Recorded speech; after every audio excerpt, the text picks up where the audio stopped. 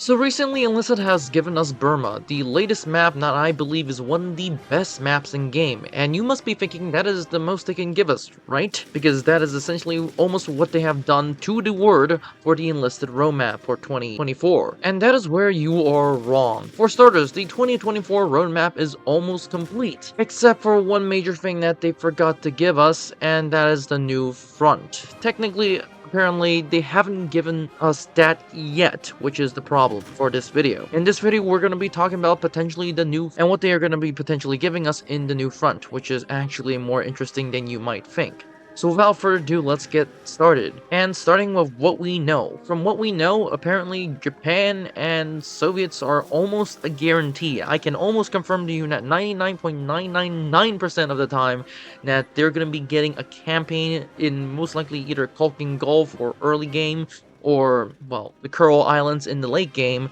and they're just going to be giving a stat for Soviets versus Japan. That is the easy answer to a new front line, which I almost can guarantee that it is exactly the case. And from my opinion, this is essentially a new map, because technically, if you really think about it, Japan and Soviets, they only need a map because everything they have there is, well, already done.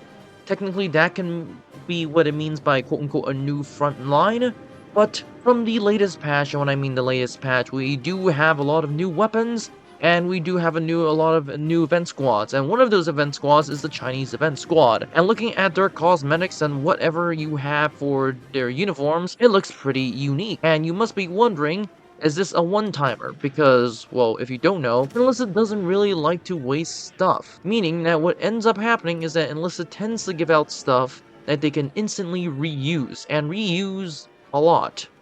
Hence, a lot of people are going to be asking me, is this all it for China? And the answer is probably not. A lot of people have been saying that China should be a new tech tree. I'm one of them, and I know other people who want it to happen. Of course, I also realize people also don't want to have China in their tech tree because, well, let's say China doesn't have a lot of stuff in World War II, and most of their stuff is, well, stuff that we already have in-game, so that's not really unique.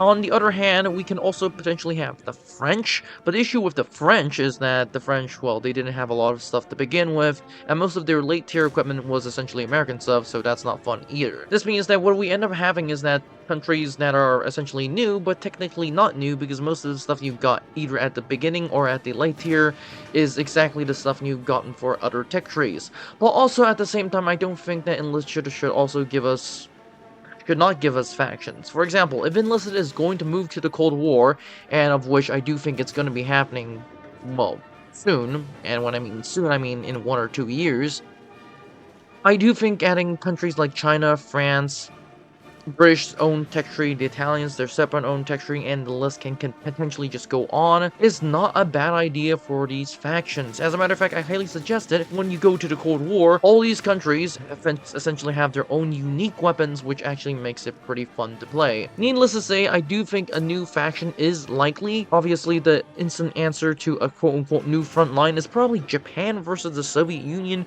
in either Kulkin Gulf, which happened in 1939, and the Kuril Islands, which happened in 1945, historically. So that is all it for this video. Don't forget to like, subscribe, and join the Discord. Keep updated for the Enlisted news, and without further ado, I'll see you in the next one.